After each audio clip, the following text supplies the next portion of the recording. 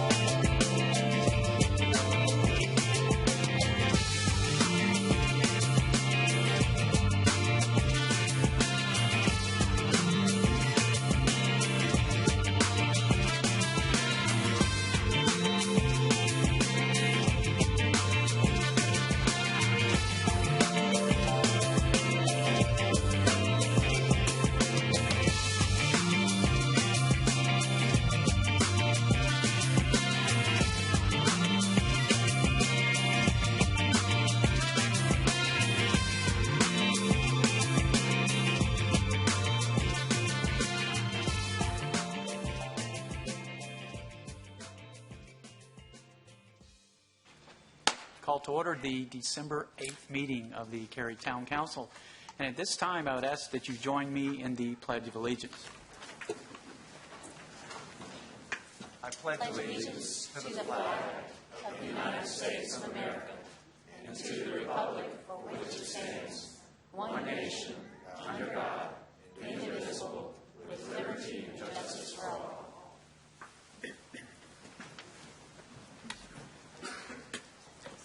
We're now at agenda item 1.2, which is the adoption of our agenda, and I would entertain a motion to approve the agenda. So moved. Second. There's a motion and a second. Discussion. All in favor, please say aye. Aye. Any opposed? Motion carries unanimously. We move to item number 2, which is oaths of office. And at this time, I would ask that Representative Gail Adcock from the North Carolina Legislature meet me at the podium for the administering of my oath of office. If I can get it out of my mouth, I'm trying to. And my lovely wife.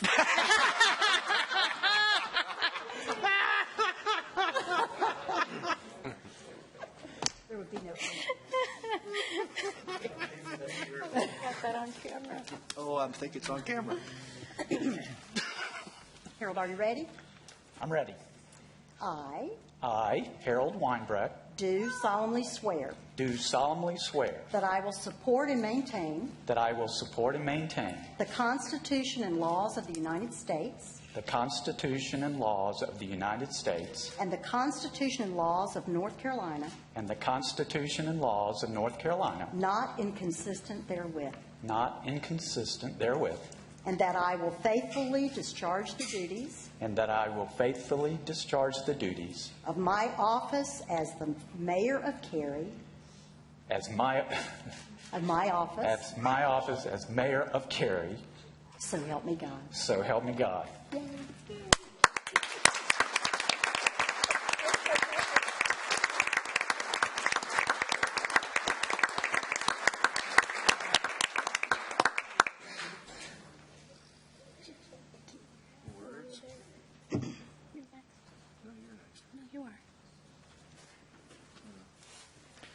Almost got through without messing it up.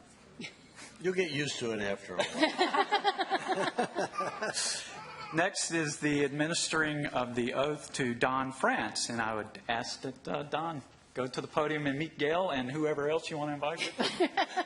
I would like to invite my wife and family to join me at the podium, please. Good job.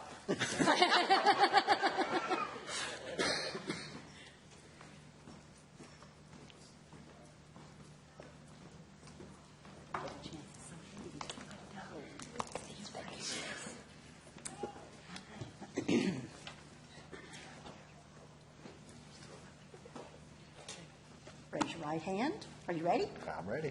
I, Don France, do solemnly swear do solemnly swear that I will support and maintain that I will support and maintain the Constitution and laws of the United States the Constitution and laws of the United States and the Constitution and laws of North Carolina, and the Constitution and laws of North Carolina, not inconsistent therewith, not inconsistent therewith, and that I will faithfully and that I will faithfully discharge the duties discharge the duties of my office as Town Council member Town Council member for the town of Cary. for the town of Cary. So help me God. So help me God.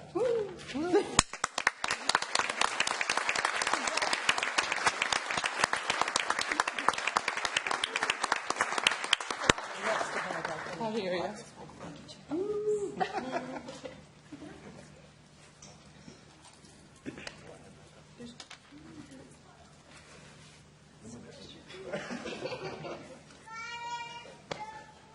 I'll get one more.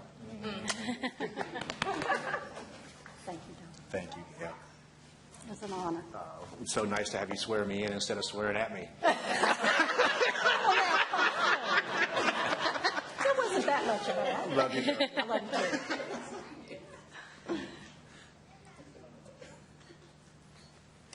Congratulations, Don. Now we'll move to our next oath of office, and it's for Laurie Bush. She can go to the podium to meet, once again, Representative Gail Adcock to have her administer the oath. Great. Anybody else you would like to invite? I would like my family to join me, and anyone else who wants to be in my family.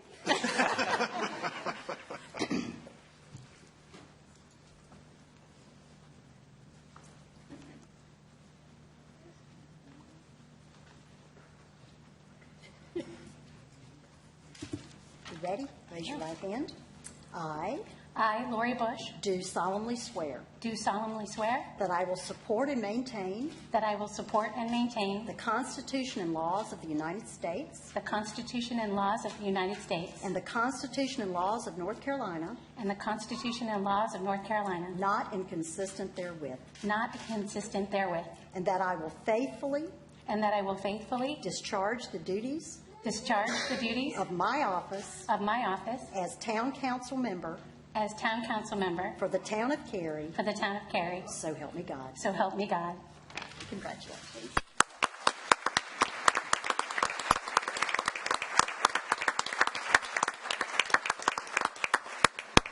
Thank you.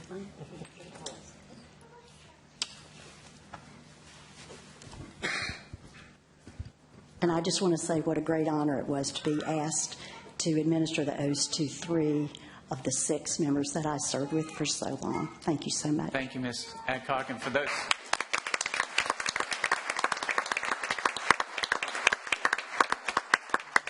of you who don't know it, she's not done this evening. She's got to skedaddle over to Marsville and do some swearing in over there. Swearing in, not swearing in. Yeah, not swearing at, but swearing in. So thank you for fitting this all together. We really appreciate it. Okay, last but definitely not least, we have the administering of oath to Ken George, and we would invite Ken and the Honorable Anne-Marie Calabria to the podium with whoever Ken wants to invite. And he's got a crowd here, so it'll be interesting to see who gets at the podium.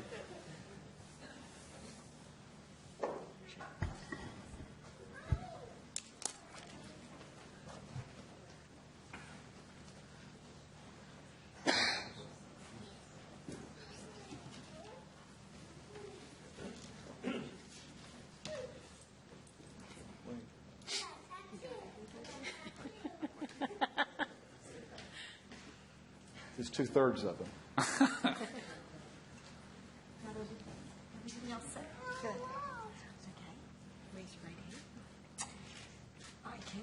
I, Ken George, do solemnly affirm that I will support and maintain that I will support and maintain the Constitution and laws of the United States the Constitution and laws of the United States, and the Constitution and laws of North Carolina, the Constitution and laws of North Carolina, not inconsistent therewith, not inconsistent therewith, and that I will faithfully and that I will faithfully discharge the duties of my office as Town Council member of the Town of Cary, so help me God. So help me God.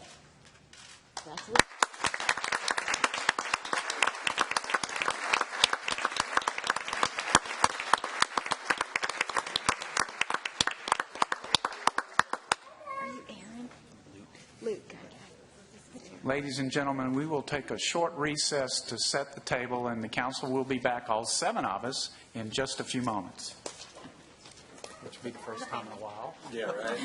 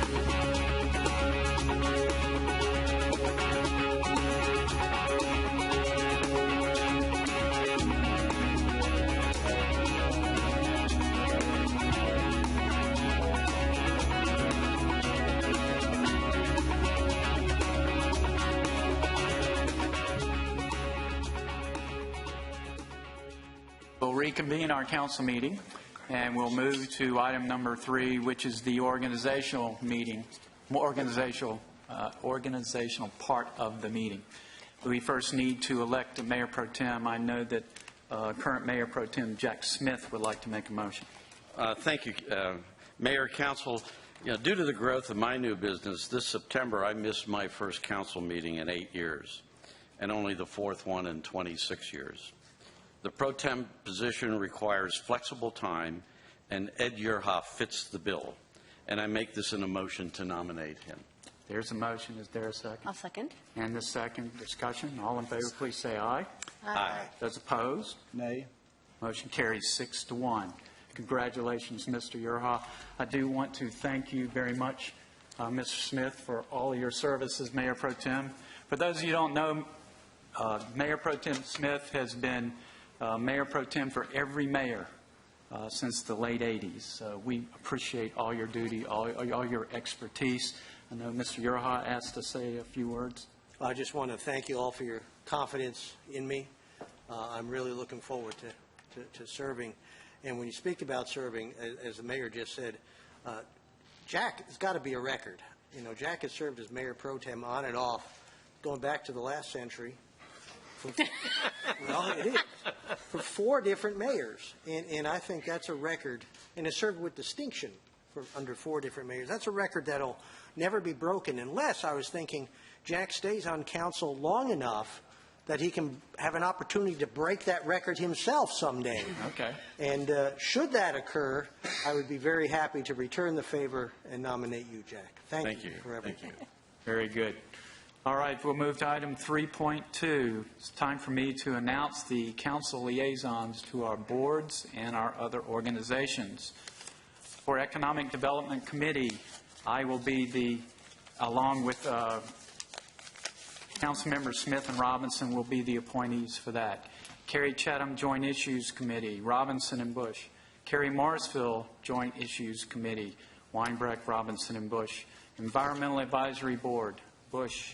Historic Preservation Board, Yerha. Information Services Advisory Board, Bush. Parks, Recreation, and Cultural Resources Board, Mr. France. Planning and Zoning Board, Mr. Smith. Public Art Board, Mr. George. Zoning Board of Adjustment, Ms. Robinson. Metropolitan Mayors Coalition, myself and Mayor Pro Tem Yerha.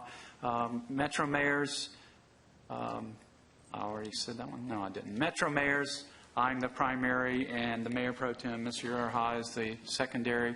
North Carolina League of Municipalities Board of Directors, Ms. Robinson. Triangle J Governments, Regional Mayors and County Chairs, I'm the primary. Ed Yerha is the secondary. Triangle J Governments Governing Board of Delegates. Ms. Robinson is the primary. Bush is the alternate. Triangle J Council of Governments Executive Committee, Ms. Robinson. Wake County Mayors Association, that would be myself.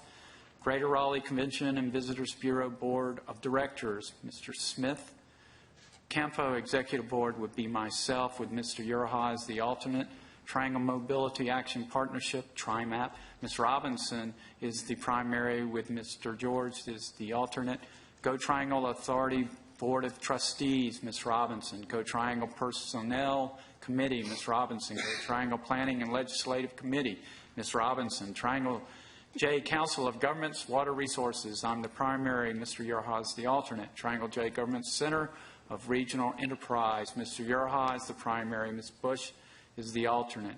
Triangle J Council of Governments Development and Infrastructure Partnership, Ms. Robinson's primary.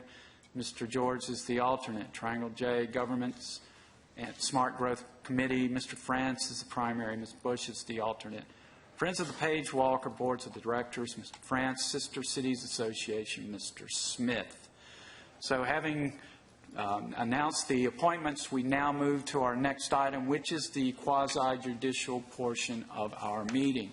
The quasi-judicial meeting this year, a public hearing this evening, is for the Alston Village subdivision and site plan. An overview of the hearing procedures and detailed rules are attached to the printed agenda. All speakers who would like to speak during this public hearing must be administered an oath by our town clerk representative, Ms. Johnson, who's to my right, We're going to pause a moment to allow those individuals who like to speak at the public hearing to approach Mrs. Johnson and receive their oaths. And at this time, the council will pause from saying anything or doing anything until that has been completed. Can't do anything. Nothing. No, freeze. Don't even drink. Oh.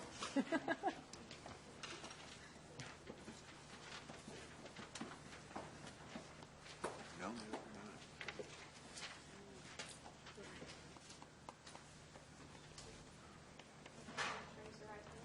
that's why it's like where everybody goes. This is a fun part. Yeah, they all left before the fun part started. Great.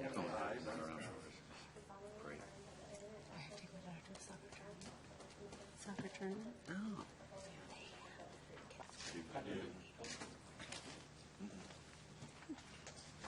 Guess where it's in. That's right. Yeah, I guess. We were sworn. Now it's time for me to ask council members of any site visits, ex parte communications, financial relationships, specialized knowledge, or close relationship to an affected person to disclose, starting on my left with Mr. Uraha. No, sir. Ms. Bush? No? Mr. France? Nope. I've had none. Mr. Smith? I've had none. Mrs. Robinson? Had none. Mr. George? None. All right, very good. Based on the disclosures we've heard from our council members, I'd invite anyone to the podium at this time who's been sworn in to speak if you have an objection to a council member's participation in this hearing. Seeing no one, will continue, and I'll open the quasi-judicial public hearing and recognize Mr. Hales of our staff who will introduce this hearing. Mr. Hales. Thank you, Council. I apologize for my voice. I'm recovering from a chest cold, and it's coming in and out, but we'll power through. As you indicated, tonight's hearing is a request by the McAdams Company on behalf of Cary Creek Limited Partnership for development of an apartment complex on approximately 39 acres located behind the Austin Town Center development, which is currently under construction. There currently is no road access to the site. It will be an extension of Highcroft Drive that serves this in the future. The property is located immediately north of Panther Creek High School and to the southwest of the Austin Town Center development, which is currently under development, Phase 1. And the Council is currently reviewing Phase 2 of that. That hearing has been continued and will be coming back to Council at some future date. It's in the vicinity of two major thoroughfares, Highway 55 and McCrimmon Parkway. Highcroft Drive is a proposed collector street that will continue north along the eastern edge of this property and then continue westward underneath NC 540 and into connect to Hortons Creek Road in the ultimate condition. The town's Park, Recreation, and Cultural Resources Facilities Master Plan does indicate a couple improvements for this site. The first, in the teal color, is a street side trail running along the Highcroft Drive extension corridor. The second, shown in green, is a greenway off-road that runs along Nancy Branch and ultimately crosses under NC 540 with the extension of Highcroft Drive in the ultimate condition. And this plan does include construction of both those amenities. There are stream buffers and floodways which affect this project. The most readily apparent is the northern property boundary is defined by the southern side of the Nancy Branch Creek buffer. There are also two fingers of streams that incise southward into the site and kind of create a pinch point, which driving some of the layout considerations that were brought forward when this was developed. It's a little bit of a confusing zoning. There is a residential multifamily conditional use zoning on a portion of the property, the lighter brown hashed area. The property immediately adjacent to North Carolina 540 is actually zoned residential 40. However, it is completely within the Austin Activity Center, and so they are developing under the Austin plan. The conditions, if anyone was curious, on the residential multifamily do address density. However, it went on to say if it was developed as part of an ACCP, they could exceed the limits in the conditional zoning. Existing conditions, it's forested. There is no access. The Highcroft Drive corridor has been extended right-of-way-wise from the south from McCrimmon. However, it was never improved when Panther Creek was developed, Panther Creek High School. So as I mentioned earlier, this is located within the Austin plan.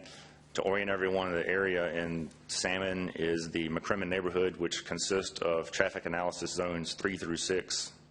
And this project consists of the entirety of TAS 3. TAS 3 in the Austin plan was designated for only residential uses up to 590. Multifamily and or single family were permitted. There is no non-residential allocation on this TAS.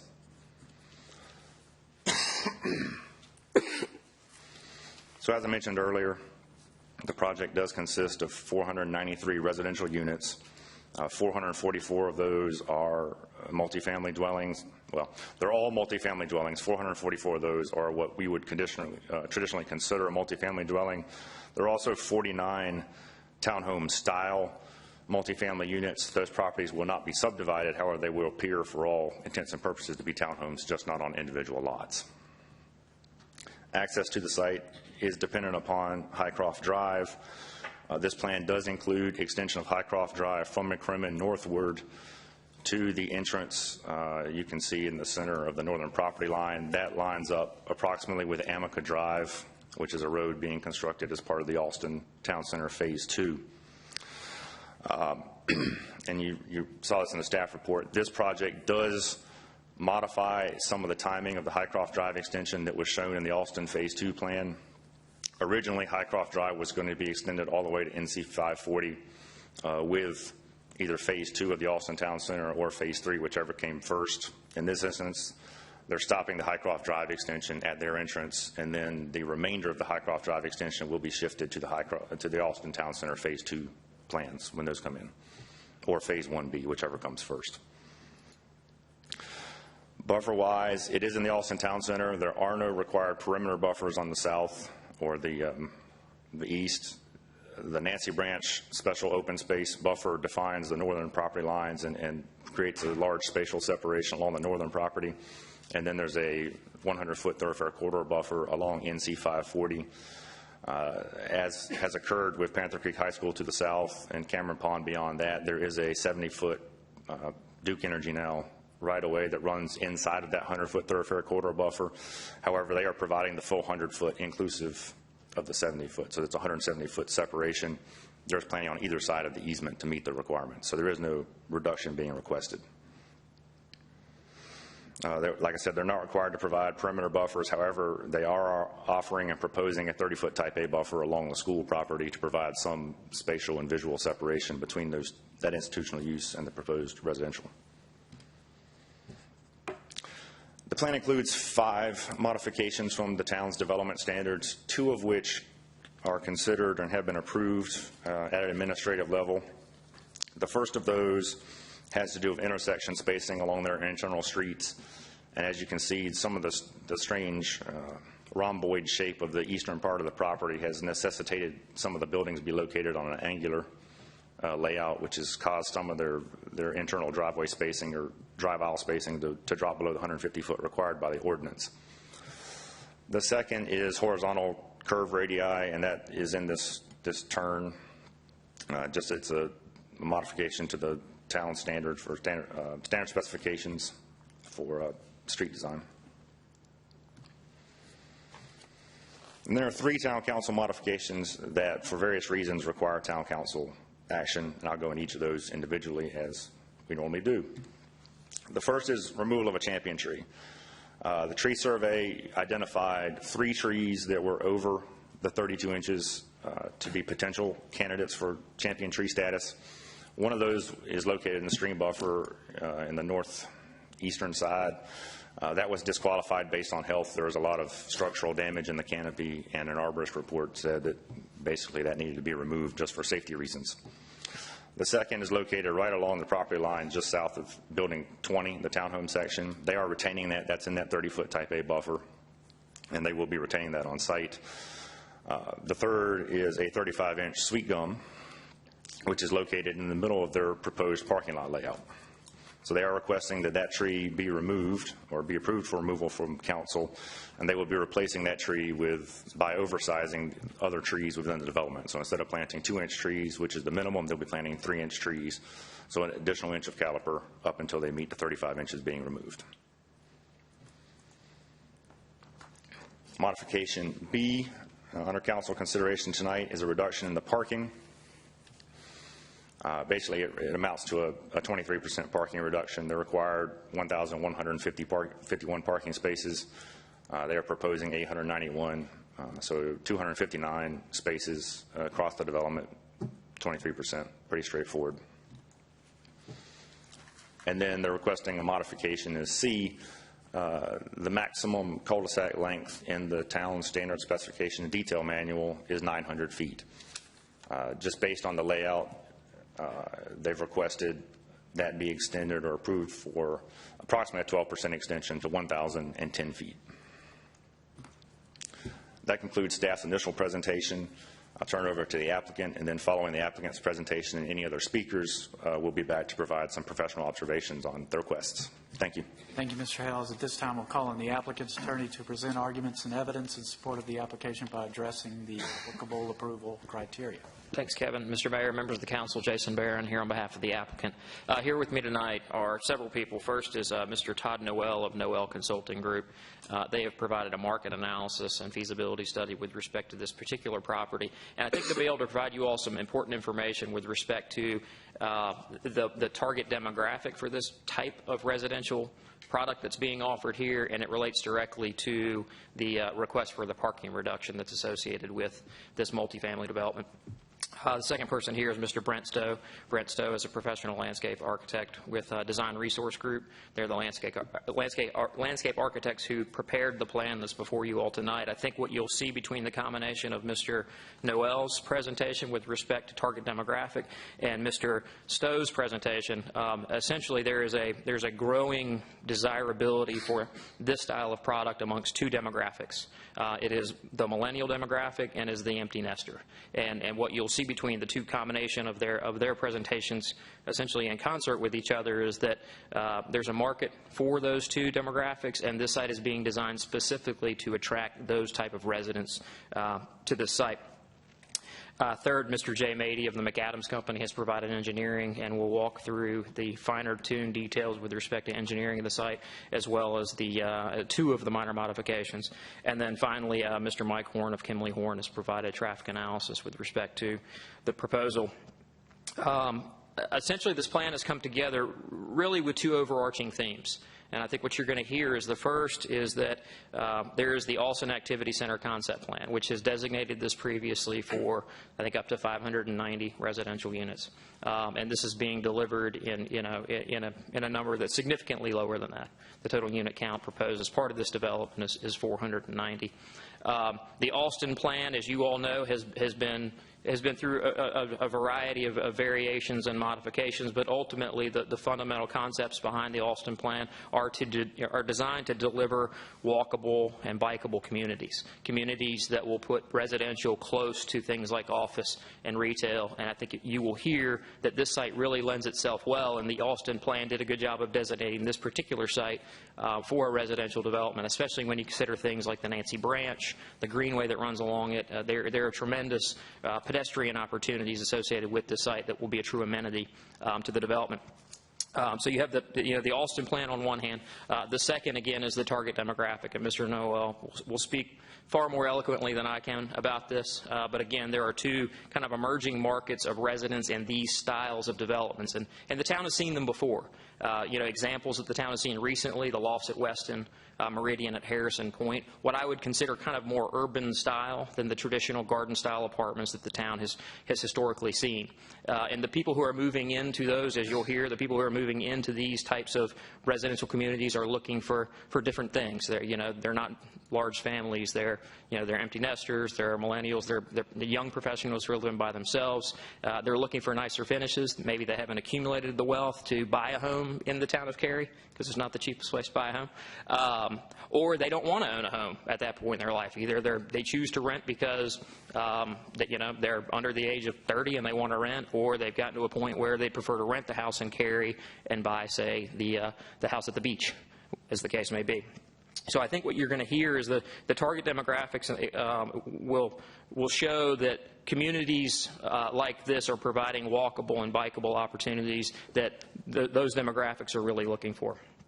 As Kevin mentioned, there are 3 requests for modifications. I think 2 of them are pretty easy to tackle. I think the champion tree removal is a sweet gum, so I know Councilor Bush has a real care and a passion for preserving sweet gum, so we'll try to overcome that predisposition in our justification. And then the cul-de-sac length as well. The cul-de-sac length, as you can see, it's a tough piece of property once you get kind of over into this section of the site. There is, this is a significant creek feature. This is the Nancy Branch buffer that's provided around it, and ultimately, and what you'll hear from Mr. Mady is that due to environmental constraints, it's really not feasible. Obviously, not plugging into 540, really not feasible to do another crossing of the creek. So it's really an environmental issue associated with that. Finally, with respect to the parking reduction, it's really a combination of 2 things, and again, Mr. Stowe will talk about this. One is the target demographic. I think what you'll hear is millennials in particular. They're buying less cars than they used to. I think what you'll hear is that the percentage of millennials who want to own cars is actually going down. Especially in places where they can walk and bike to the services that they're looking for. And then second, the unit count is really important here. And what you'll hear is that there's in excess of a parking space for each bedroom that's being provided. So while there are a number of dwelling units associated with this plan, and the way the town has historically calculated that significantly inflates the overall parking that's required, there are a lot of 1- and 2-bedroom units associated with it, again, because that's what typically the target demographic is for a site like this.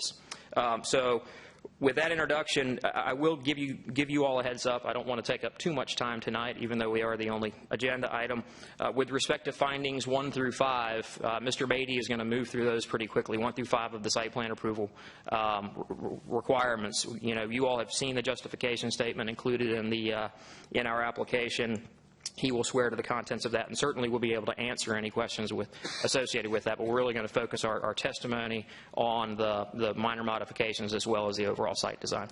So with that, we'll call our first witness, Mr. Todd Noel of Noel Consulting Group.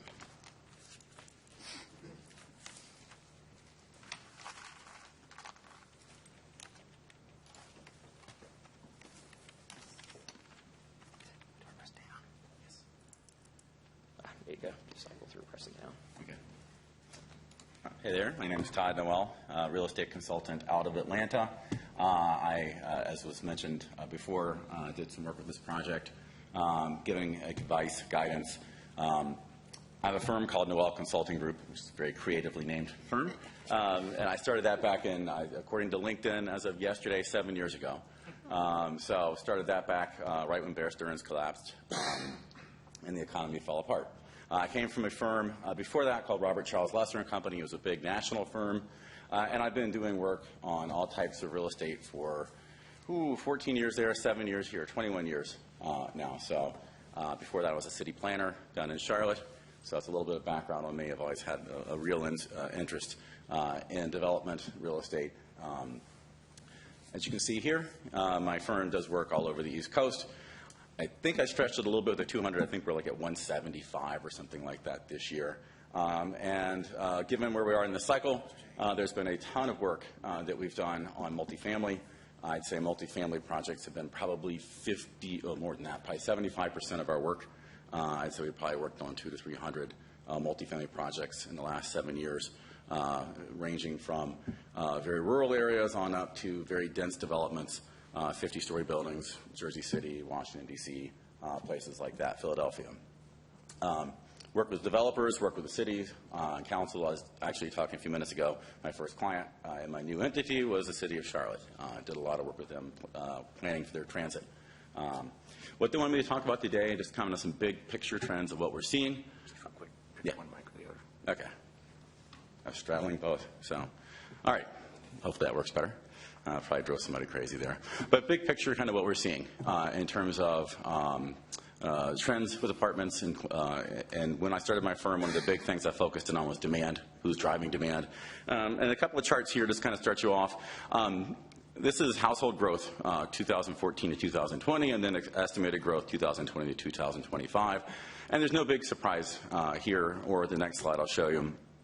There's 2 different groups that are really surging in terms of growth. One of those millennials, those fun little kids on their PDAs all the time. They are forming households. Some of them are still at home. but many of them are getting out single, some coupling up, and they are really driving the big portion of apartment development in this market and nationally. The other one is a little bit of a surprise for some folks, boomers, aging boomers. I'll talk about that in a second. That is a group that, especially in the last year, I've been kind of stunned at how much growth we've seen from that group. Got a little teaser a second ago about that, but I'll kind of go into that in a second. This is over the last 4 years. This is renter growth across age cohorts. This is 2010 to 2014. Everyone knows the for-sale housing market has had a really hard go of it. But you can, again, see the two big growth segments, 25 to somewhere in the 30s up to around 40 are those millennials. Huge growth. I am in that little short bar in the middle. I won't tell you exactly where I am in that short bar, but the Gen X, a smaller group. And then the surprising thing to me, the 55-plus group. Those are mature move-downs in many cases. Part of that is growth just because the baby boomers are aging into these age cohorts, but part of that is folks that are transitioning out of home ownership into renting. Some by choice, some not by choice. Increasingly what we're seeing are the folks doing it by choice. Talking about those two groups real quick, I'll spend a lot more time in a second on millennials. I mentioned they're the really big demand driver for apartments right now out there. And it's a couple of things. A lot of them are unwilling to afford to purchase homes. Student debt is a huge issue for this generation. Financing requirements are tough. I saw something actually this morning in the gym. Someone from Toll was talking about the credit requirements have gone up and have cut about 20% of the market out from being able to purchase. So high cost of housing in desirable locations. In many cases, these folks want to be in really strong areas, strong neighborhoods, and housing's expensive to get in there. And I forgot to mention down payments, 20%, certainly has had some impacts. And then there's one thing that we don't really fully know yet is what are the long-term attitudes towards for-sale housing and home ownership in general. So there's a big question out there. That'll play out over time. A lot of them are still living at home. I think some parents probably would wish they'd go away. But there's still a surprising amount of those folks living at home, and they will transition into either renting or home ownership at some point in the future. The other one, and this is one I mentioned I've seen a ton of in the last year, especially mature market move-downs. These are folks who may live in Cary today. Many of them in this market would live in Cary or North Raleigh, may live in Chapel Hill. They've had a house that might be a 3,000, 4,000, 5,000 square foot house. In many cases, they have a second home, and it might be in the mountains, it might be at a lake, it might be down on the coast. In Dallas, they had a ranch, which was kind of the unique one. So what we've seen a lot of them do is say, you know what, we went through a big recession, we just got our housing value back, we were above water again, and we really want to simplify. And we don't need to keep two homes, maintain two homes. And so what a lot of them are doing is saying, let's get rid of the house in the suburbs. Let's move into some type of product, in most cases apartments right now, some moving into condos, something that's simpler, so we can walk to stores, we can walk to cafes. We don't have to live for where it was best for the kids 20 years ago, 10 years ago, but where it's more of a lifestyle-driven type play for them. Incidentally, 2 times people actually move, empty nesters. One is when the last kid gets ready to go to college, when they're a senior in high school. Other one's a little more depressing, but when the dog dies. They can feel like they can give up the yard and transition into something. But they are very lifestyle driven. And again, they've lived where it's best for the kids to live the last 20 years, 25 years. Now they're looking at where they would like to live for the next 10, 15, 20 years. This is an interesting chart. Millennials, really driven by quality of life and connectivity. This is the labor force, and it's kind of surprising. The line you see angling up are millennials. They are now the largest group in the labor force in the country. They are growing, and in the next decade or so, they will account for, I think, 2/3 to 3/4 of the labor force. One interesting side note, a lot of companies are now starting to react to where millennials want to live. Millennials value walkability. They don't like big, huge, long commutes. They like connectivity, and a lot of firms are starting to react to that. We see a lot of firms moving into more dense locations, more walkable environments. Research Triangle Park, who I did some work for in the last couple of years, is clearly responding to that trend right now and trying to increase the walkability and more vibrancy within their park. Millennials overall, 47% say it's very important to live in a car, not live in a car.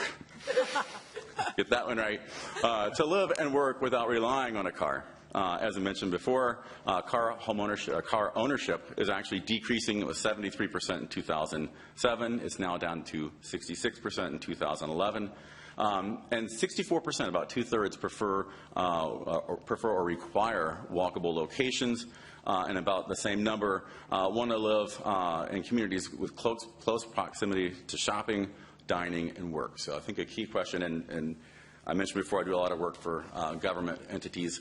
I always think about not only about this project, but you all certainly thinking about how you position yourself to attract these audiences, how you can maintain relevance and a strong position in the future is something that my mind just goes to. So a couple of little points in there with that. Everyone has seen these folks come in town. You can go in town in Raleigh and find them all over the place. You can go in town in Charlotte. I grew up in Charlotte. Don't hold that against me. But Atlanta, I live in now. Washington, D.C. You can pick whatever city you want to, and they're popping in.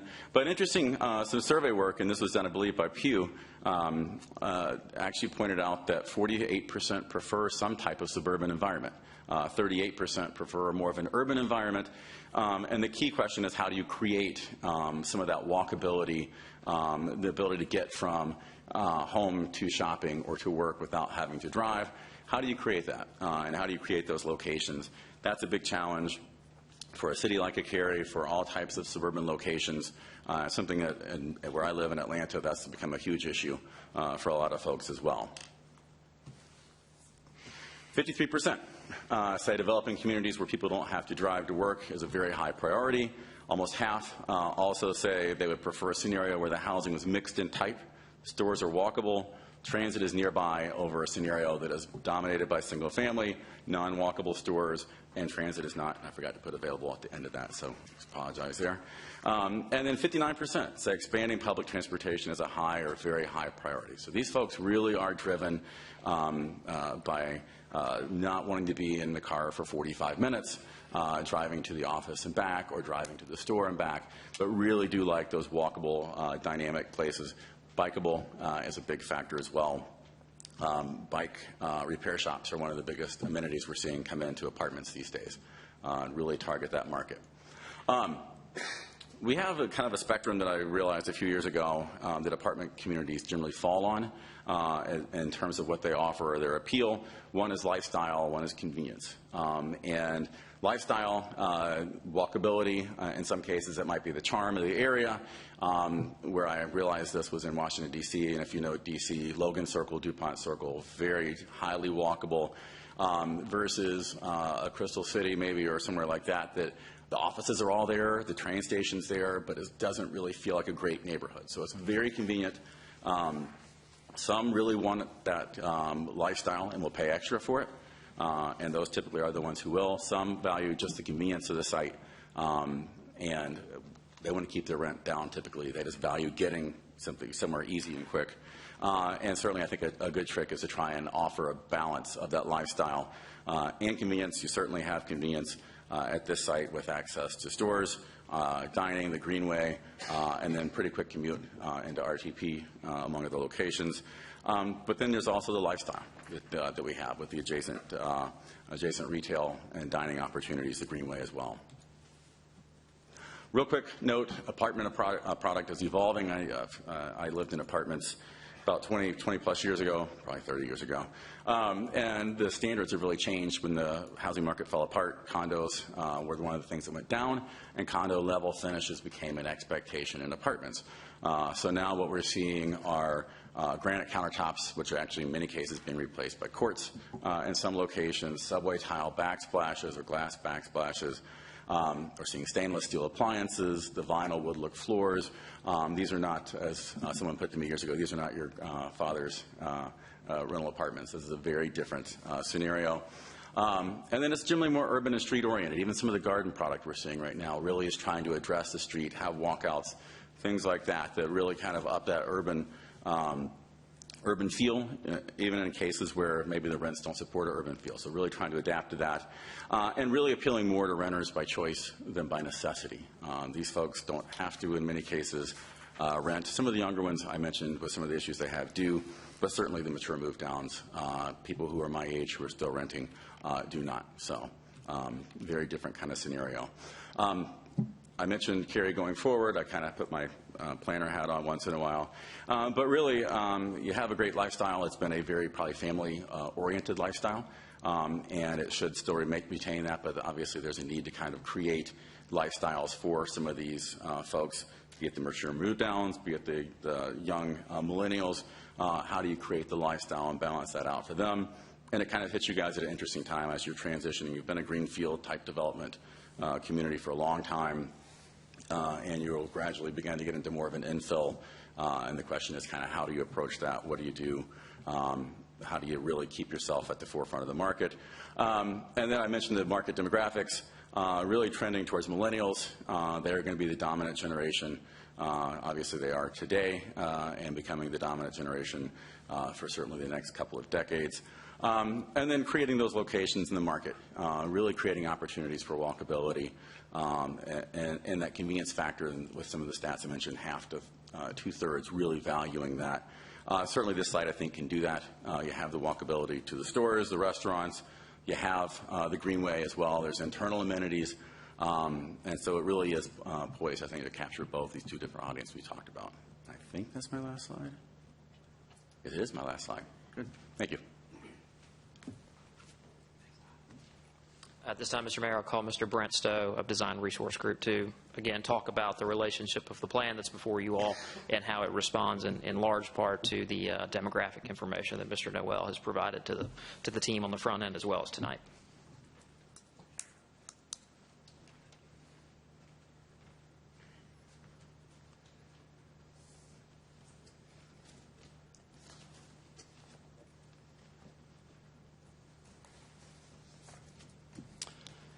Good evening. Thank you for your time tonight. My name is Brent Stowe. I'm a professional landscape architect, and I'm with Design Resource Group, and we are a multidisciplinary civil engineering, traffic engineering, and landscape architecture firm specializing in multifamily development. I've been practicing landscape architecture for over 15 years now. And our role in this project was to assist with the land planning, site design, amenity development, and landscaping for the project.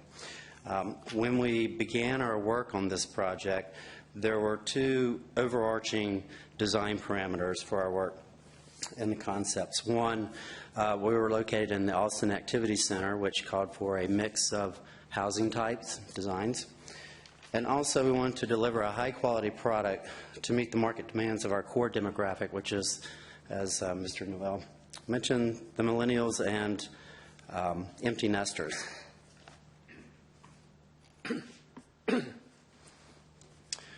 There is an exhibit on your screen, and this illustrates the different housing types that we are providing in compliance with the Austin Activity Center. To the right of the left of the screen, we have the townhouse style, 49 units. In the center is our manor building, which includes 238 units. And then to the right of the page, we have our garden apartments. Nancy Branch is along the northern boundary. And the green dots indicate the pedestrian linkages across the site. As was mentioned earlier, what's very important to our core demographic is the walkability and bikeability of the site. Folks want options. They don't want to have to get into a car to go everywhere they want to go. So when we were designing this and laying out the site plan, we had a lot of topo to deal with on the site, but we wanted to make sure that each of these buildings had pedestrian linkages, sidewalks, tree-lined sidewalks. More than just the concrete slab, we have buildings lining the streets to make the walks interesting. Everything is connected to each building, and it goes beyond that. It connects to the greenway. We have multiple connection points to the greenway, and then beyond that to the activity center across the street where there's retail and work opportunities. Whole Foods is proposed in that development as well. The sidewalks are more than just concrete. We have the street trees, the buildings line them, so it's a pleasant walk with the amenities located in the center of the project, making them accessible to everyone. As Todd mentioned, the design is a direct response to the market for millennials and empty nesters. They're looking for communities that are walkable and bikeable. They also want opportunities for social activities, and we think we've captured that pretty well in our amenity center. We've included a bike repair center, fitness center, lap pools, outdoor gathering areas, dog spa. So these all lend to making the site more walkable and pedestrian friendly. When you're looking at each one of the uses, we have the townhouse style, which we anticipate will be very attractive to the empty nesters. And as you study the parking lot, this is where we have 49 units, 122 bedrooms, and 142 parking spaces, which is over one space per bedroom. In the Manor Building and the Garden Apartments, this is where we would anticipate more of our millennials wanting to live. There's a higher concentration of one-bedrooms in this portion of the project. The Manor Building has 238 units, 330 bedrooms, and we have an average of 1.09 spaces per bedroom for the Manor Building. And in the Garden Apartments, we have 206 units, 364 bedrooms, with an average of 1.07 spaces per bedroom. So overall, even though we're asking for a parking reduction, we are still providing over one space per bedroom throughout the whole development. I also want to reiterate Mr. Noel's comment about the millennials they're actually experiencing a decrease in car ownership. So the fewer cars is obviously fewer cars, fewer parking spaces needed, fewer impervious areas, better for the environment, particularly given our proximity to the creek. So this illustrates how we've uniformly distributed the parking across the site, provide at least more than one space per bedroom, and based upon this breakdown, the plan includes more than one space per bedroom, and as a result, the reduced number is sufficient to satisfy the demand for parking expected for the development, and the requested reduction is warranted.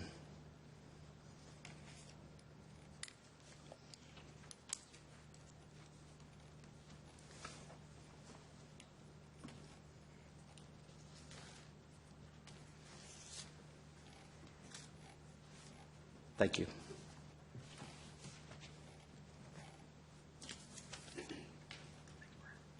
Thank you, Brent. At this time, Mr. Mayor, I'll call Mr. Jay Mady of the McAdams Company. Again, just to refresh your recollection, we're going to testify with respect to the request for minor modifications. With respect to findings 1 through 5, he's going to swear to the contents of the applicant's statement, but obviously we can answer questions that you all might have about that.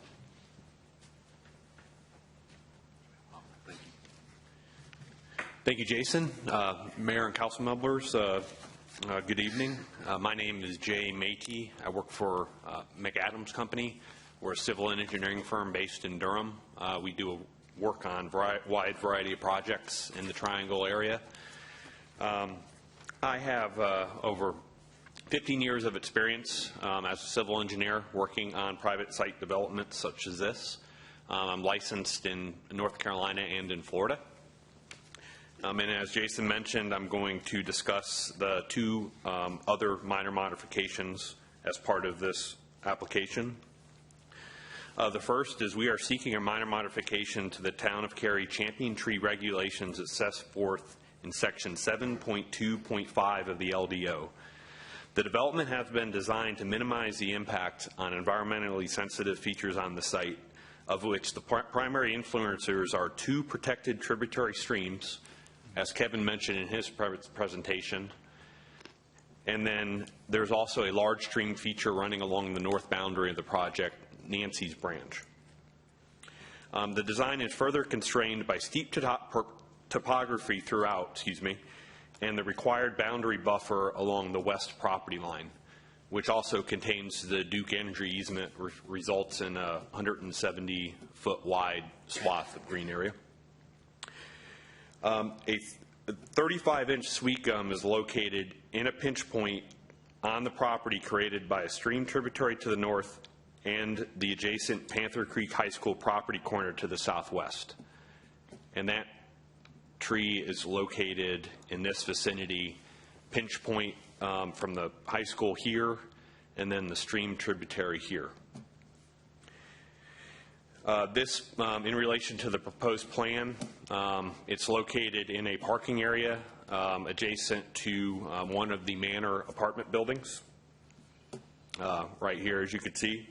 So it's in a location within the development that is central to the development itself. Preservation of the sweet gum would result in a sizable impact on the site plan. Due to the need to maintain ADA accessibility throughout the project, nearly 7 feet of fill is required at the location of the tree. Accounting for the root protection zone, a substantial portion of the parking area, along with the adjacent private street that serves as the lone connector to the townhouse section of the community, would be compromised. This impact would result in a significant loss of parking and disruption of vehicular and pedestrian circulation, possible realignment of the private street connector that connects the townhome portion of the development. It would inhibit the location of exterior doorways and sidewalks along the north side of building 9A here due to the grade differential. And then lowering proposed grades at the tree would ripple throughout the vicinity of the project to further negatively impact the building and amenity areas, and it would restrict building placement and pedestrian connectivity in the area that is the heart of a community for which the design is driven by the requirements of the Alston Activity Center concept plan, a plan which dictates a dense urban design concept. Based upon the constraints discussed, this modification request represents the least deviation required to make compliance practicable, and therefore I submit that this minor modification is justified pursuant to the standards of section 3.19.1 of the Land Development Ordinance. The second minor modification I wish to discuss is the request to exceed the maximum cul-de-sac length of 900 feet. We are seeking this modification to the Town of Cary street design standards incorporated in the LDO section 7.10.3 B5. A private street cul-de-sac is proposed on the western side of the project to serve 49 townhome units. And that street is located here, and this is the vicinity of the project with the 49 townhome units. The horizontal geometry of the cul-de-sac exceeds Town of Cary minimum design standards. Both the cul-de-sac and a midway internal street loop, which is located here, will support the turning radii of the town fire department's largest ladder truck and the town's refuse pickup vehicle. Provided that the town serves this development, it also will support private refuse vehicles as well. The midway internal loop serves as an adequate means for vehicles to safely turn around well short of 900 feet from the beginning of the cul-de-sac street. So for instance, once you enter the cul-de-sac street, there is opportunity to utilize this internal loop essentially as a cul-de-sac in of itself to reverse direction without traveling the entire distance of the cul-de-sac. The private street network and opportunities for connections to adjacent developments are constrained by several factors. A street connection to the south is not feasible due to Panther Creek High School, located here along this common property line. A street connection to the west is not feasible due to Highway NC 540, limited access highway, located here. In addition, the aforementioned Duke Progress power easement and then the 100-foot buffer also posed additional constraints to either connectivity or internal looping. An additional street connection to the north to Highcroft Drive or the future Highcroft Drive extension is not feasible due to the large Nancy Branch stream located here. As you can see, there's already one crossing of Nancy's Branch proposed as part of this development that serves just this development. And there's also 2 additional crossings that are associated with Highcroft Drive. These crossings, and to add another one would simply, it's not feasible from an environmental permitting point of view. In addition, the main entrance of the development is located here at High Branch Street, and this alignment is dictated by the future alignment of an Alston Activity Center connection point that ultimately will provide a direct connection through TAS 1 to Highway NC 55. Therefore, this was the logical point for the main entrance to this development. And then finally, internally looping this cul-de-sac road back to another street within the project is not feasible. Again, this Y-shaped tributary stream feature, we just cannot afford another environmental impact. They're just not permittable. Obviously, with the trying to reduce impacts as much as possible. And then given the layout of this site, it's very difficult in and of itself, especially this third with the pinch points and the boundary constraints. Finally, the cul-de-sac street serves a section of this community with by far the lowest density. As mentioned, there are 49 townhome units served by this road, nothing else. Thus, this is appropriate to serve a small townhome enclave with this type of cul-de-sac street. Based on these factors, the minor modification is justified due to boundary constraints, environmental factors, and the low density of the townhome section.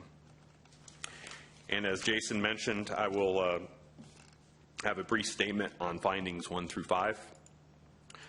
With respect to findings 1 through 5, I swear to the contents and conclusions contained in the applicant's justification statement, and I'll be available if you have any further questions.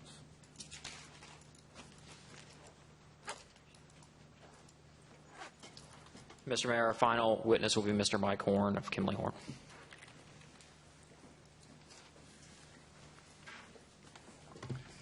Good evening, Mayor, council members. My name is Mike Horn. I'm with Kimley Horn and Associates, 3001 Weston Parkway here in Cary.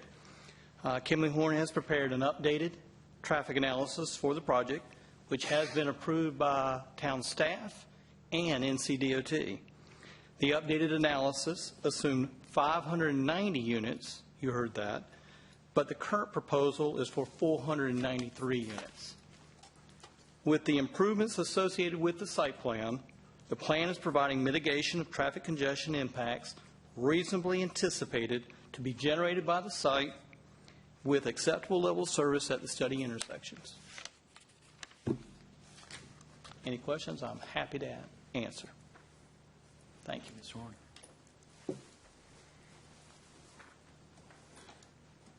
At this point, Mr. Mayor, we'll conclude our presentation in chief with respect to testimony. Just a couple of conclusive remarks with respect to the plan. Again, an editorial comment, I think this is a projects like this and the other apartment-style communities that we're starting to see in Cary, I think are a great sign for us. I think we've all been in conversations with respect to the need to provide for live-in-place options for the growing aging population in the town of Cary, and then also to provide attractive options for millennials. And I think what you heard tonight and what we've heard throughout this process, and I'm seeing it in other projects, is sites like this, when planned appropriately, when delivered appropriately, and within kind of walkable and bikeable environments, are starting to make Cary an attractive option for the type of workforce that I think ultimately, as you heard from Ms. Noel, will constitute the vast majority of it. So with that, we believe that the requirements for the plan to be approved have been satisfied, that we've satisfied the requirements for the grant of the minor modifications, and we respectfully request you all support of the plan. Thank you. Thank you, Ms. Barron. This time I'd invite others to speak who've been sworn in who wish to speak in support of the application to approach the podium one at a time. Is there anyone else to speak in support? Seeing no one, will continue, and I would invite cross-examination of the witnesses who testified in support of the request.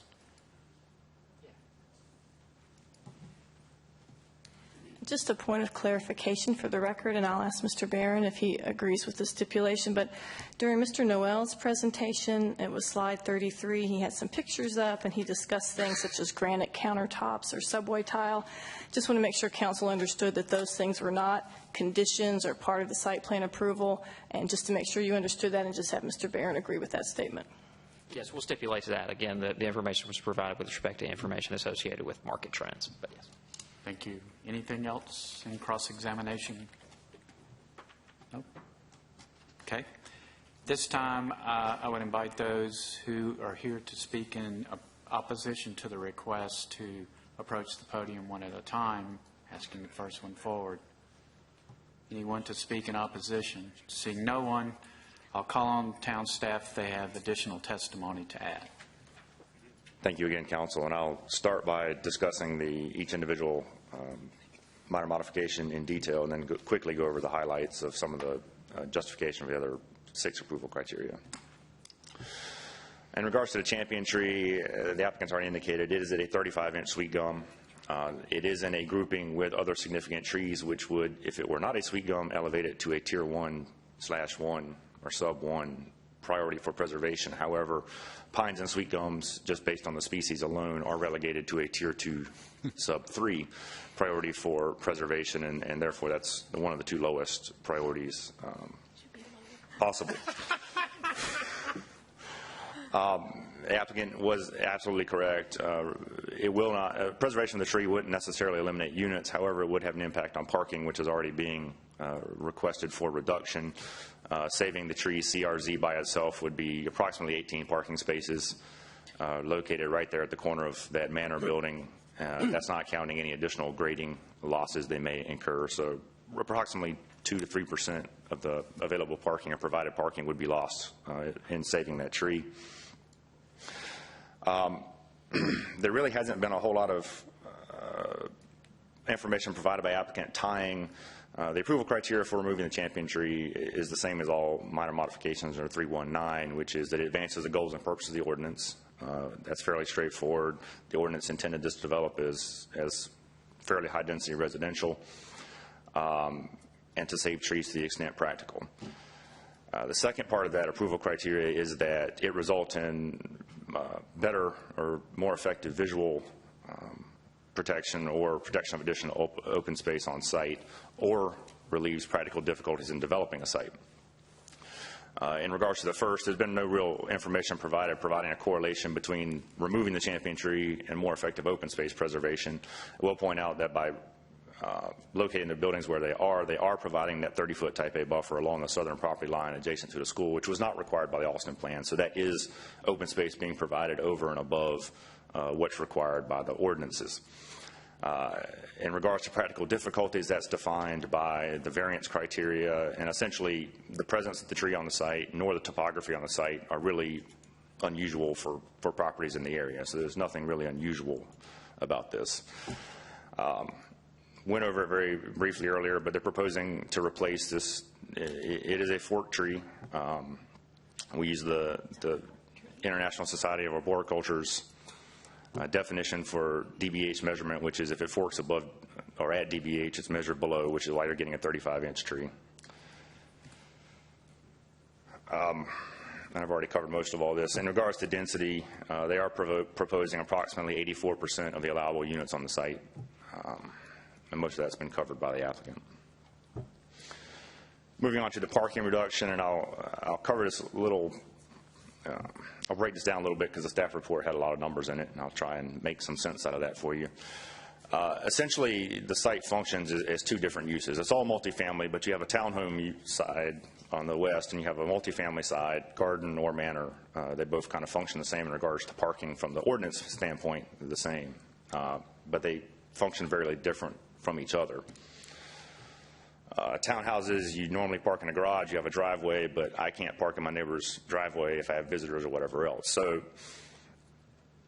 And to be clear, the council can approve up to 30%, so all the numbers fall within council's purview for approval. But in the townhome portion, essentially they're providing a 20% or 24 space overage. Some of that is additional visitor spaces above what's required, but some of that's in driveways. Obviously, that driveway parking and the visitor parking along the street wouldn't necessarily be convenient for somebody living, 900 to a quarter mile away, 900 feet to a quarter mile away in the Manor building to use as visitor parking. So you have a 20% overage on the townhome portion. On the multifamily portion, they actually have a larger reduction percentage-wise. So if you look at the multifamily parking required just for units and the town's parking standards for multifamily, 2 spaces, flat requirement for 1 or 2 bedroom units, and then it's a half a space additional for every bedroom beyond the first 2. So just from a base unit count, they're required 910 unit spaces. We require a quarter of a visitor space per unit, so that comes up to another 111 visitor spaces.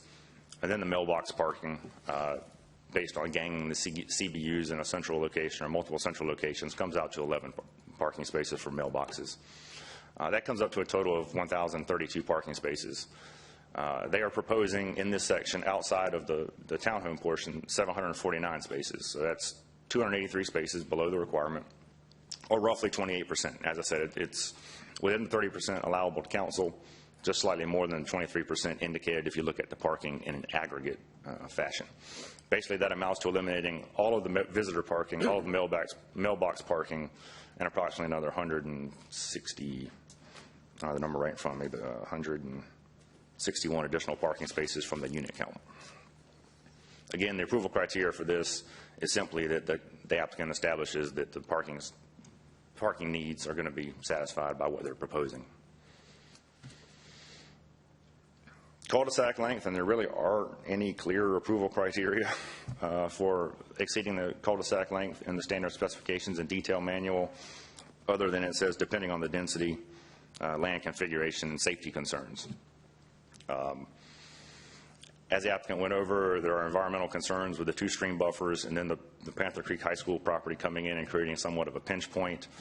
The plan has been reviewed by all of the safety emergency services departments within the town through the DRC process, and they've expressed no concerns about the design, even including the reduced horizontal curve radius, which we talked about administratively was approved. It only serves 49 of the 493 units, so roughly 10%. Something that Transportation Facilities did point out is even not directly tied to the cul-de-sac length, but if we can't get the connectivity within the development, and obviously a vehicular connection to the south would not be feasible given the existing Panther Creek development, a pedestrian connection to the south would be beneficial. So staff has asked for that through the last round of review comments. And then moving on briefly to the other approval criteria. The first one is it does comply with all the applicable requirements of the LDO.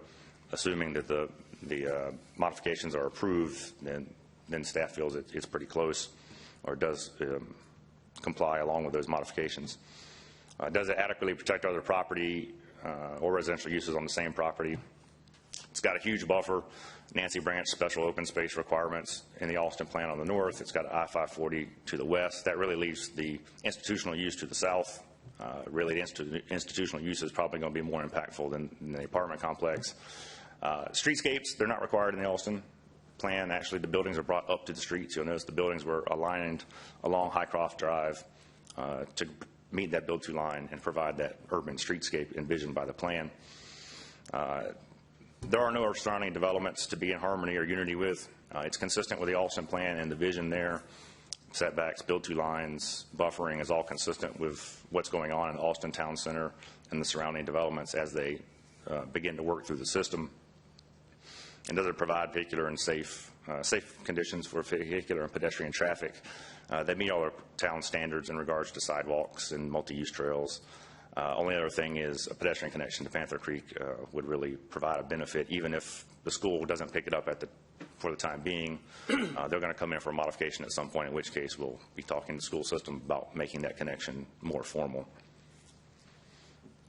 Does it provide safe ingress and egress for emergency services? It will, as long as they extend Highcroft Drive, which of course they can't develop without it, so I don't think that's an issue. Again, emergency services raised no concerns. And then does it provide mitigation for traffic congestion impacts? There were 2 improvements identified in the traffic study, and it's outlined in the staff report that were assigned to this phase 3 of the Austin Town Center development. One of those is continuing Mahal Avenue and Highcroft Drive. Mahal is coming from 55 back to Highcroft Drive, and Highcroft Drive extending north from McCrimmon Parkway. And the second is a northbound right turn lane at Green Level Church Road, on Green Level Church Road at Oak Hilly Chapel. And that's all included with the plan.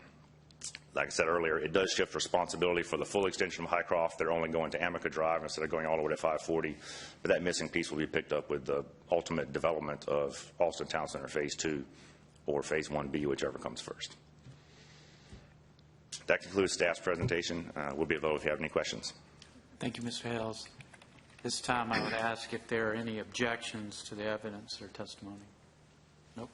Okay. So now we'll begin the deliberative phase of the hearing, and I'll open it up to council members for comments or questions. Mr. Franz. I do have a question to help me out. The proposed Highcroft Drive extension, would there be on-street parking allowed or provided on that? I'll look to Jay to verify, but I don't believe there was any. There's some proposed Farther north. Please come to the podium. There's some farther north. There's live work units proposed if they continue with the plan as proposed for Austin Phase 2 that are up in here, but they're parallel on-street parking. But from what we're seeing here, which would get constructed with this development, would there be on-street parking? I do not believe so. No? No.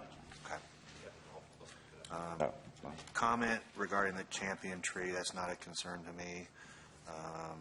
I think the reasons or justification for removing it makes sense, and as much as I know Lori would hate to see a sweet gum go by, it doesn't bother me too much.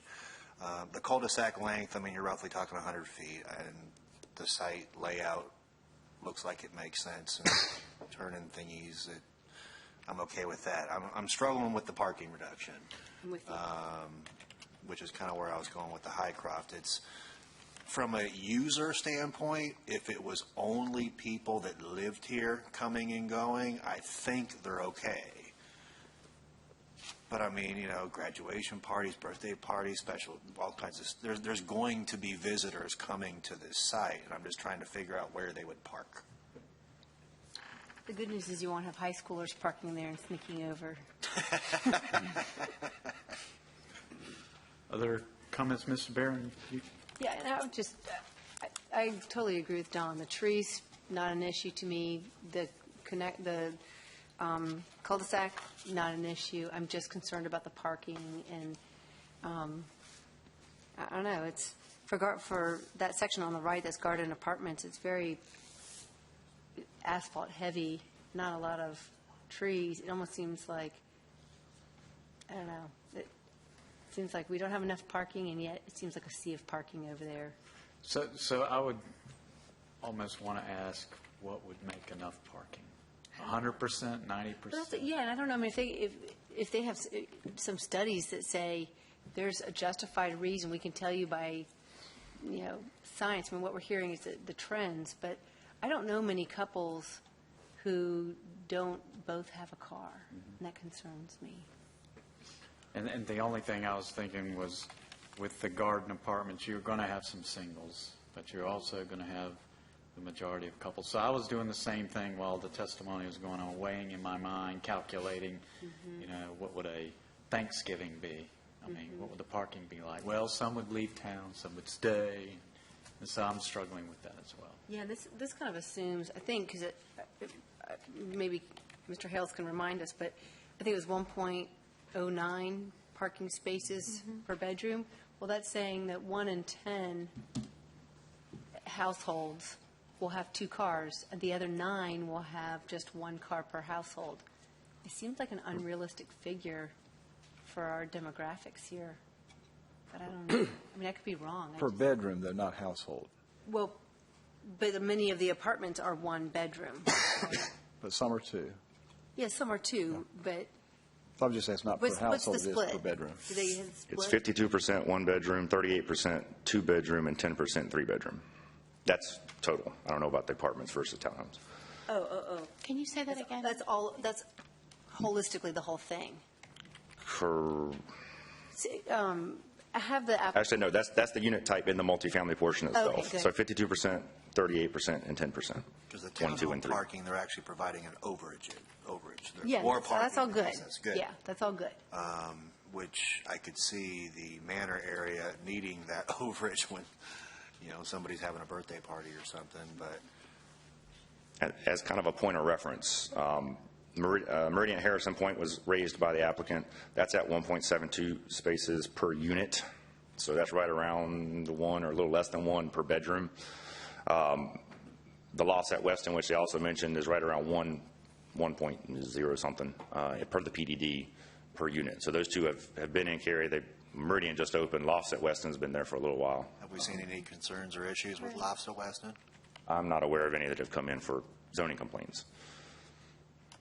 So those are, I just want to make sure, those are at basically the level that is being requested, 1.09? Fewer. Is that what you said? Or you said fewer. Or less. It's actually, yeah, the loss at Weston's a little less, and I don't have the unit breakdown because we're just looking at the plan really quickly, but 1.72 per unit, and if you figure the mixture there is going to be roughly the same. It's probably a little less than 1 per unit. I haven't heard any complaints either. Other comments? I haven't either, but you kind of look at this next to 540. I mean, just, are people going to be, will people find this appealing because it's next to 540 and they can drive to where they work? And I'm all about the live, work, play, walkability, bikeability stuff, but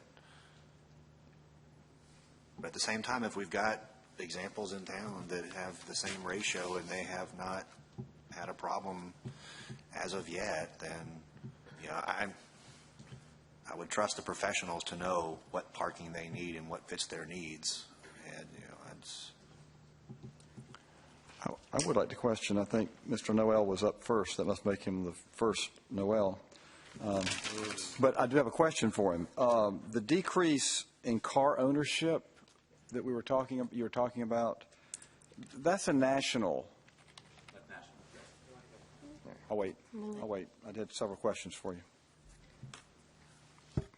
Yeah, the trends I provided to you in the PowerPoint were national trends. So I would question that the national trends are not going to hold here when the national trends include the highly, D.C., metropolitan area there in Atlanta, where you're from. I would say that Cary doesn't.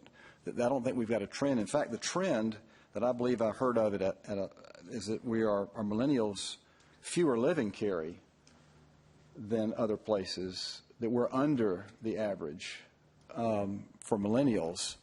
So if decrease in car ownership is down for millennials and we have fewer millennials, then I don't think that's a valid point for Cary. Well, I think the idea is the product will attract millennials. I don't want to put words in your mouth. And that was part of the idea. And I think that's you're right, Cary. I haven't looked at the stats. My guess is, I don't have a report in front of me, that Cary probably has a lower percentage overall than other areas. Although when you start factoring areas like you get away from the students, Chapel Hill or North Raleigh, some of those areas probably are pretty low as well. I can look and see if I can find demographics on the millennials. But yeah, I certainly think that, and one of the things I was talking to is trying to create those environments that attract those different audiences. It is a big factor. And nationally, those audiences are demonstrating a little bit less. As a matter of fact, I didn't put it in there, but one of the stats that's come out is a lot of them are not even getting driver's license these days. So that's been kind of a national thing going on. But certainly a much less interest in doing as much driving as maybe their preceding generations have done. Other the other thing is, I would agree with Mr. George's comments. We may not have but given the amount of people that we have in Cary and families and kids and those that are getting out of college and getting ready to start their careers, we want them to stay in Cary. We don't want them to have to move to an Atlanta or a D.C., God forbid. we would love for them to stay in Cary and be able to provide housing opportunities and places for them to stay in Cary. So I see that ratio of millennials increasing. And with this location and with the product type, I think you will get millennials and boomers, like they said. I think this will be a very attractive development. I mean, the way it's laid out with the open space and the BMPs to me even seem as a beautiful feature, and with the green and, you know, the connectivity, the walkability, all of it. I mean, this is going to be a really neat place for folks to live. Again, is the parking enough? And I don't know, is it or isn't it? Yeah, I think we all struggle here. We don't know what the magic number is. And to just clarify, we did the math. I found the actual number of bedrooms in Meridian Harrison Point. It came out to 1.15, so it's in the same ballpark, but slightly higher than they have a higher percentage of two-bedroom units, which skewed that a little bit. 1.15 spaces per bedroom. Yep. Okay. And you have not heard any complaints about? Not that I'm aware of. No. Are they fully leased? I could not give you that information. The Lofts is, I know that. Meridian is not, according to Mr. Wilson. Okay. I just have two comments. One is the connection from Highcroft to McCrimmon that the applicant will be making.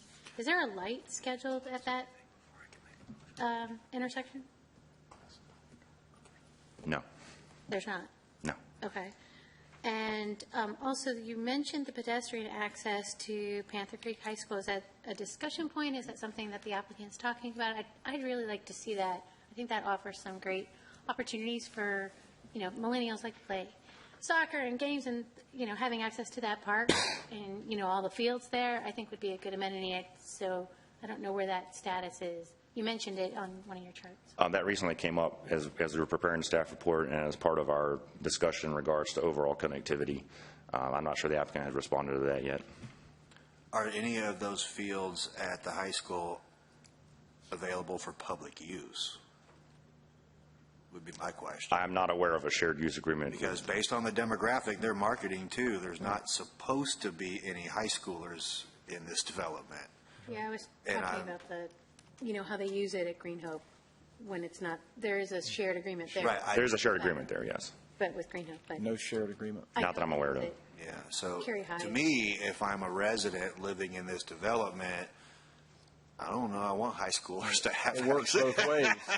It does work both ways. Yeah. You know, now, granted, the reality is there will, you know, it's not going to work out exact. There will be some families in here with a high school kid that, yeah, it might be lovely to have that. Sorry, I wasn't thinking about pedestrian access for them so that the school kids could get easily to Panther Creek.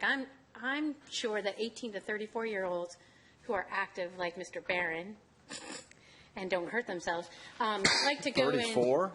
Like to go and play soccer or whatever on the weekends. But if they're not allowed to use these facilities. Yeah, like they use Cary High School and some of the others. I just want to make there to be safe access, right? I think it's a good idea, regardless of the person that's going to be using it, whether it's a high schooler who lives in the apartment complex or if it's a millennial. I mean, I just think good pedestrian access is a... Yeah, they might have high schoolers, exactly, and I just want a safe egress. Mr. Barron, you want to speak to this? Yes. Interestingly enough, we had the applicant, the proposed developer, had a site crew out at the site one day, and the principal at Panther Creek tracked them down and wanted to make sure that a fence was going to be constructed between the two. Yeah. Okay. Why? Yeah, sorry. What was the reason given? You want to come up? Yeah. I don't know. Yes, good evening. Scott Underwood with Woodfield Development, the developer for the property. They tracked us down. The reason was, as high schoolers may do, wander off property, and they wanted to help stop that wandering. Yeah. Or to keep them in, then it's interesting. I just came from a meeting with Christine from the school board, and she's like, I don't know how we can encourage more kids to walk to school. I mean, the school board's, challenged with this, and the principal's over there going, put up a wall. It is a point of discussion with every school adjacent to every residential. How do we get better interaction? And that's always a discussion with Betty and her crew. So, the good news is that's not eliminated forever if the parties come into agreement somehow. Right. I mean, it's not like there's a wall there, there's just a fence. If there are no other questions or comments, we can move to the motion portion of the meeting. Any questions or comments down there? I'm in favor of the fence myself. Okay. So we'll close the public comment portion of the hearing, and I would ask Councilmember France for a motion on the requested modifications. For the reasons discussed, I move that we approve modification request ABC made by the applicant, as these requests meet all the approval criteria of the applicable sections of the LDO. Second. There's a motion and a second. Discussion? So these are all the modifications at once? Correct. Yeah. A, B, and C. You okay with that? Okay. I'm fine. I especially the information you provided, Mr. Hales, with the other, with Meridian and the lofts.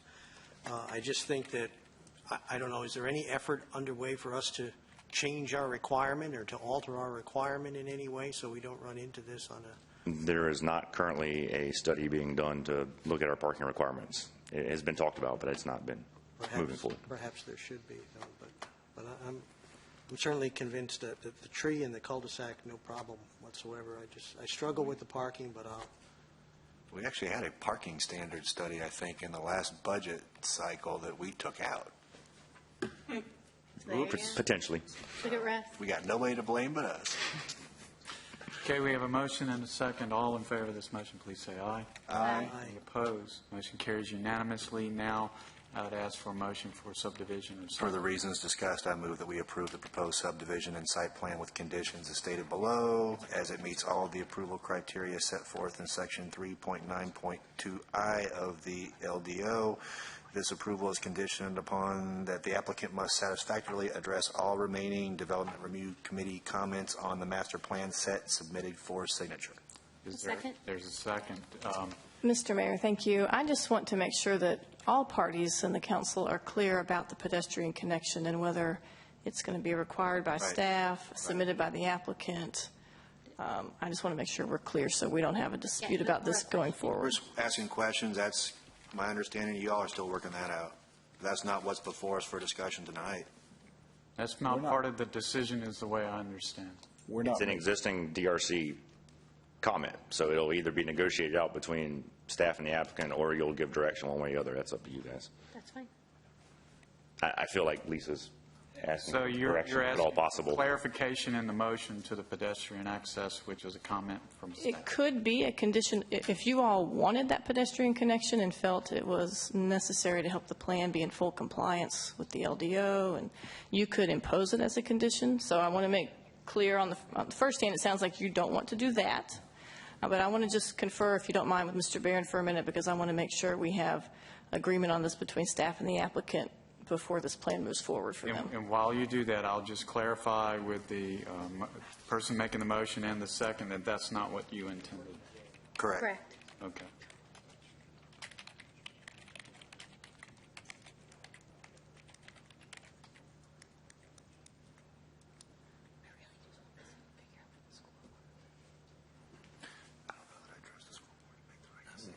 I want to be a good neighbor. I want the fence. I do too. I want the fence. I mean, I'd make that a condition. Good fences make good neighbors.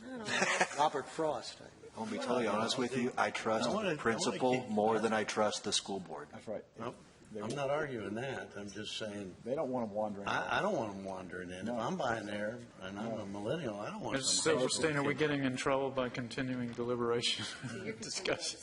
Not only that, you closed the public. Yeah, we've closed the public comment period. So you, I guess maybe two wrongs make a right. So we need to kind of hold the comments since we're in motion phase here. I think you're within your rights to do what you want to do. Right. While they're over there discussing what they want to do. So discussion related to the motion is a discussion on the pedestrian connection, so I guess we're okay to do that. Which the Mr. Barron, motion you have are not refer to. addressing, correct? Yeah, the motion does not refer to it. It's already carried. I apologize for any confusion. Our strong preference is to not provide the pedestrian connection. Again, it was a request that was made specifically by the schools. We haven't included it in the plan, obviously, and that would be our preference. Okay. And it's my understanding, and once again, I'll ask for clarification if it's not the case, that the motion does not want the connection. That was not the intent of the motion, to ask for that pedestrian connection. the My motion? motion does not mention the connection. Okay. So everybody understands the motion. We have a motion and a second. All in favor, please say aye. Aye. Any opposed? Motion carries unanimously.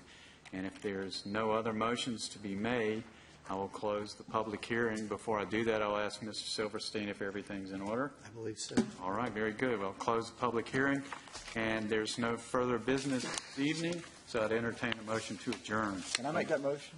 Absolutely. There's a motion. Is there a second? Second. Second. Discussion.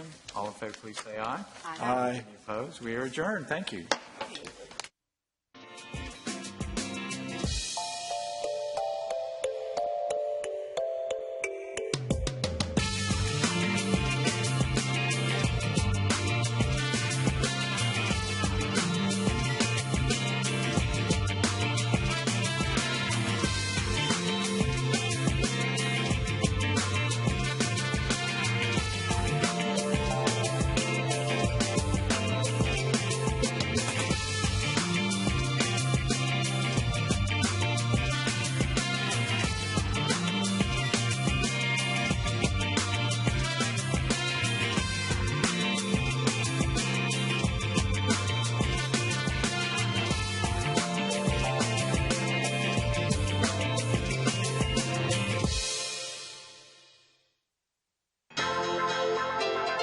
This has been a production of Cary TV. Visit the Town of Cary's website at townofcary.org.